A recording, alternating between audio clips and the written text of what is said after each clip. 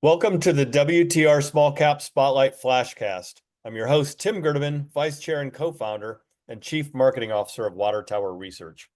In today's episode, I'm being joined by my colleagues and WTR Managing Directors Jeff Robertson and Chris Degner to discuss the recent initiation of coverage report on Journey Energy, Toronto Stock Exchange ticker symbol JOY.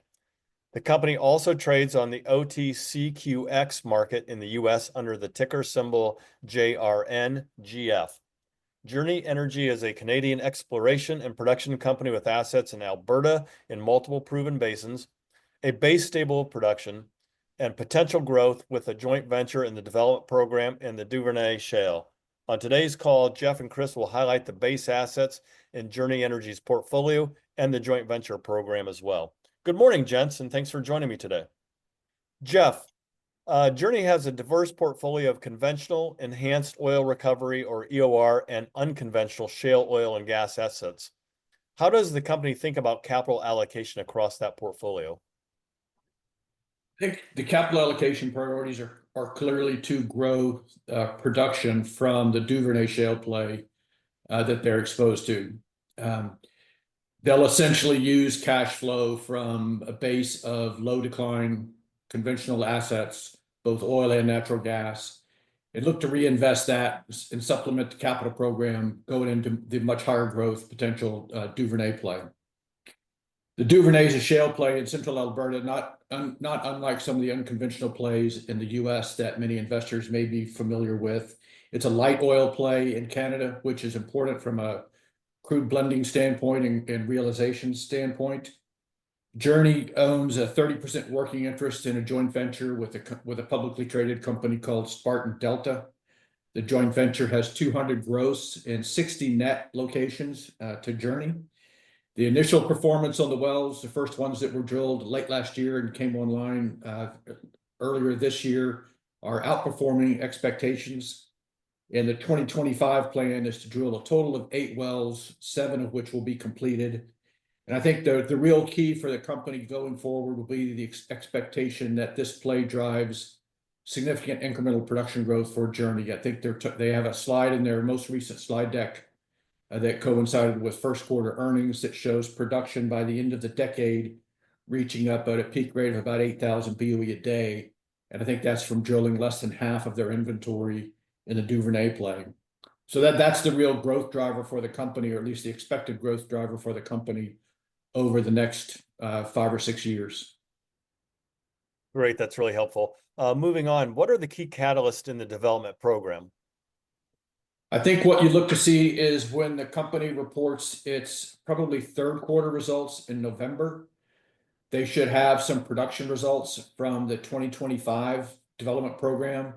They expect to bring a couple of wells on in June, so during the second quarter, and some more wells late summer. So they should have some initial results to talk about when they release their third quarter results at the end of this year, and probably then more visibility on how the 2026 drilling calendar and drilling campaign shapes up. There is some seasonality to their activity in Canada to tie into water access and weather restrictions that hamper everybody in Canada who operates. So I think that really the key for the company going forward is going to be continued performance on the Duvernay wells. Great. Any thoughts on Canadian natural gas in the era of potential tariffs, Jeff? And I don't know if tariffs will have an impact on what Journey is doing. I think the energy is, exempt from a lot of the tariffs. I think what the gas market in Canada is looking for is increased capacity to export LNG cargoes from the west coast of Canada to Asian markets. We obviously have a lot of gas in the US. We're less reliant on Canadian imports into our market. So I think they're looking for an outlet, and it looks like that outlet over time will be increased LNG exports in a way like it is the outlet off the Gulf Coast for a lot of the US producers. Just out of curiosity, how does the portfolio of assets for Journey compare with small cap E&P companies that are listed in the US? I think what Journey has that I spoke to earlier is an existing base of shallow decline producing assets. In particular, their Medicine Hat field, which is a EOR project where they inject water and have an ultimate chemical injection program that should help mitigate declines and keep a relatively base production profile. And I think what that asset base does for Journey is it generates excess cash flow that they can then take and reinvest into a much growthier play in the Duvernay. Okay. Chris Degner, before we wrap up, do you have any thoughts you'd like to share here as well from your viewpoint?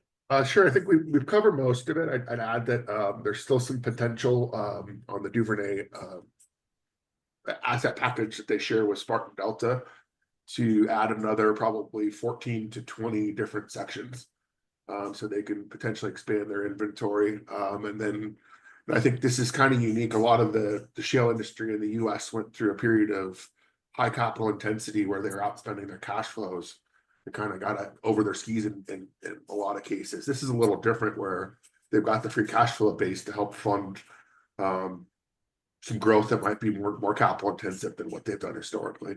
Additionally, they have a set of power assets that they've been working on for a couple of years. They've been shuttered in, and they're trying to bring them back online. And unfortunately, the power prices up in Alberta have been pretty weak, and so I think that's led them to kind of defer and kind of slow down the development. But they do have those assets, and they highlight in their latest investor presentation a series of kind of potential uplift in earnings once those plants come online, which they think probably in the first half of next year.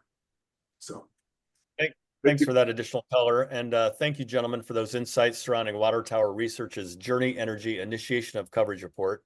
And a special thanks to the producer and editor of the podcast, my colleague, Joe Brunetto.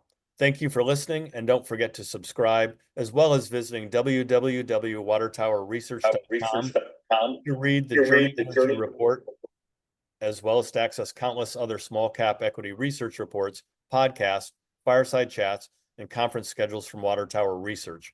We will see you next time for another edition of the WTR Small Cap Spotlight podcast.